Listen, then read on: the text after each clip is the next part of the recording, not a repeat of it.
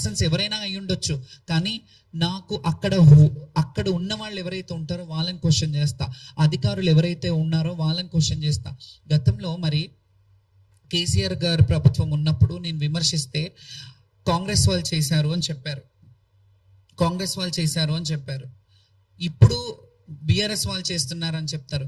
మీరు వాళ్ళ ఇళ్ళ మధ్యలో మేము బలైపోతున్నాం, మీకు అది అర్థం కావట్లేదు. ఒక విషయం చెప్తాను. గత ప్రభుత్వంలో నేను విమర్శించినప్పుడు, ఇప్పుడు అంటున్నారు కదా ప్రభుత్వాన్ని విమర్శిస్తున్నప్పుడు, ఇంతవరకు వచ్చాక నేను కూడా మాట్లాడాలి. ఎందుకంటే ఇన్ని రోజులు నోరు మూసుకున్నాను, ప్రతిసారి బుజ్జగిస్తారు, పంపిస్తారు, ఏమంటారు చెప్పుతో కొడతారు, ఊరుకో అని అంటారు, ఇవన్నీ చేస్తారు.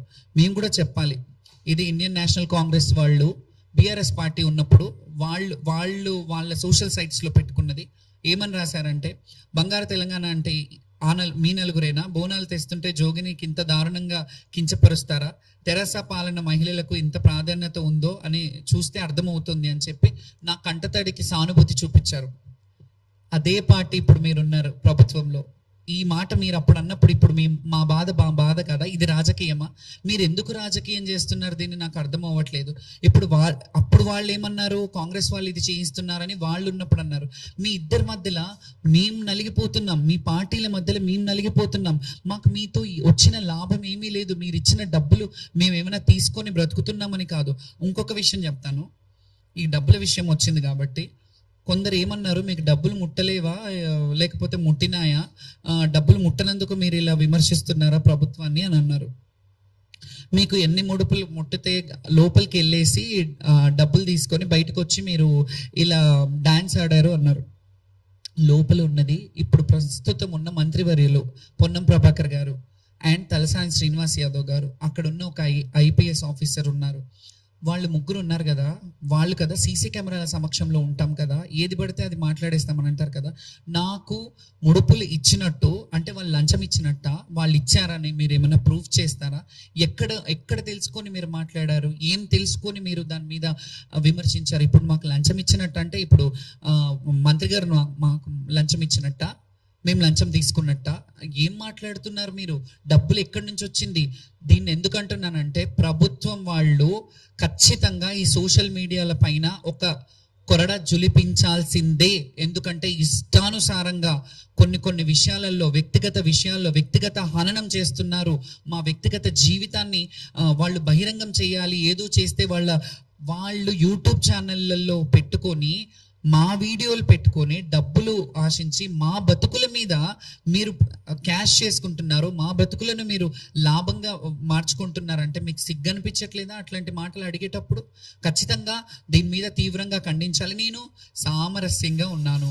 నేను ప్రభుత్వం మాట్లాడంగానే వాళ్ళు మారుబోనాలు చేపిస్తాను అన్నప్పటి నుంచి నేను సైలెంట్ అయిపోయాను. నేను ఏం మాట్లాడలేదు, వచ్చేసాను. సోషల్ మీడియాలో ఏవైతే దుష్ప్రచారాలు చేశారో ఇందులో కొంత అధికారులలో కూడా కొంతమంది కావాలని వాళ్ళని పిలిపించుకొని మాట్లాడి యూట్యూబ్లలో వేయించారనే విషయం నాకు తెలిసింది. దాన్ని కూడా క్లారిఫై చేస్తాను నేను ఖచ్చితంగా. ఎందుకంటే వాళ్ళ మీద బురదని తుడుచుకోవడానికి మమ్మల్ని విక్టిమ్ చేశారు. ఇక్కడ మా మీద రుద్దుతున్నారు ఆ బురద. వాళ్ళు క్లీన్ కట్గా ఉండాలని చెప్పి మమ్మల్ని నోడల్ ఆఫీసర్ని వేశారు. నోడల్ ఆఫీసర్ దగ్గరుంటే నా మాటే వినట్లేదు, పాసులు ఇవ్వట్లేదు. పాసులు ఇస్తామన్నారు, ఒక 5 మందిని తీసుకెళ్ళండి, మీ 5 మందికి మేము వదులుతాము అంటే మేము అన్నాం, ఫెమిలియర్గా ఉన్న వాళ్ళు వచ్చేప్పుడు ఇబ్బంది అవుతుంది కాబట్టి మీరు కొంత రక్షణ కల్పించాలి, మా బోనాలు మంచిగా తీసుకెళ్ళాలి అని అంటే సరే అని చెప్పారు. వాళ్ళ తప్పిదం, వాళ్ళు పాసులు ఇవ్వకపోతే మేమేం చేయాలి? వాళ్ళు పాసులు ఇస్తామని 2 రోజుల ముందు నుంచి ఆ పోలీస్ స్టేషన్ల చుట్టూ తిప్పిపించుకొని 4 సార్లు పొద్దునుంటే వాళ్ళు లేరు వీళ్ళు లేరు, బయటికి వెళ్ళారు, వస్తారు, సంతకాలకి వెళ్ళాయి, వాళ్ళ దగ్గర ఉన్నాయి, ఎస్ఐ దగ్గర ఉన్నాయి. ఇవన్నీ మీరు కదా చెప్పింది, మేము అడగలేదు కదా. మీరు ముందు మమ్మల్ని పిలిపించి మీరు కదా మీటింగ్ పెట్టింది, మరి మీరు కదా దీన్ని సంజాయిషి ఇవ్వాలి. సోషల్ మీడియాలలో వస్తున్న అవాస్తవాలని మీరు కదా చెయ్యాలి. నేను సామరస్యంగా మాకు జరిగిన అవమానం గురించే మాట్లాడాము. మీరు మీ గురించి వస్తున్న వాస్తవాలు, మరి మీరు డబ్బులు ఇచ్చారా మాకు? ఈ వివరణ ఎవరు చెప్పాలి? మీరే చెప్పాలి, మీ బాధ్యత. మంత్రి గారు కూడా దీని మీద స్పందించాలి, దీని మీద వివరణ ఇవ్వాలి. ఎవరైతే అన్నారో డబ్బులు ముట్టలేదని మీరు ఇలా చేశారా అది ఇదని అన్నారో వాళ్ళ మీద మీరు మాట్లాడాలి. కొన్ని సోషల్ మీడియాల మీద నేను ఖచ్చితంగా లీగల్ యాక్షన్ తీసుకోబోతున్నాను. ఇవన్నీ పక్కన పెడితే కొన్ని విషయాల్లో ఇది 2004లో నేను బోనం ఎత్తుకున్నది పంజాగుట్టలో మా నివాసమైన దగ్గర. నగరానికి వెన్నెతిస్తున్న బోనాలు ఇక్కడ పక్కన జనార్దన్ రెడ్డి గారు ఉన్నారు, ఆ దానికి వచ్చారు 2004లో. ఏ ప్రభుత్వం ఉంది? ఇది 2007 శిల్పకళా వేదిక గవర్నమెంట్ యాడ్. ఇది గవర్నమెంట్ యాడ్లో నేను ఇక్కడ ఉన్నాను. ఇక్కడ మాజీ స్వర్గస్థులు రాజశేఖర్ రెడ్డి గారు ఉన్నారు, అంజన్ కుమార్ గారు ఇప్పుడు ఆంధ్రాలో ఉన్నారు, ఆనం రామనారాయణ రెడ్డి గారు ఎండోమెంట్ మినిస్టర్ ఇప్పుడు అక్కడ. అప్పుడున్న పర్యాటక సాంస్కృతిక శాఖ మార్చులు అందులో నా యాడ్లో వేశారు 2007లో. చరిత్రలో నేను ఉన్నాను. ఈ కొత్తగా వచ్చి నేను పబ్లిసిటీ స్టంట్ చేసుకోవాల్సిన అవసరం లేదు. ఈ చరిత్రను ఎవ్వరూ నా నుంచి కాల రాయలేరు. 2007 అంటే ఎన్ని సంవత్సరాలు అవుతుంది? 19 సంవత్సరాల కింద ఉంది. ఎవరినైనా ఒక్క శివశక్తి ఒక్క జోగినినైనా ఇలా తెచ్చి చూపించమంటారా? ఆ సత్తా ఉందా? జోగిని నిర్మూలన గురించి 2010లో సాయి కృష్ణ ఆజాద్ గారు ఉన్నప్పుడు ఆయన కూడా ఉన్నారు. ఇందులో ప్రభుత్వ చర్యలు తీసుకోవాలి, జోగిని వ్యవస్థను రూపుమాపేనందుకు.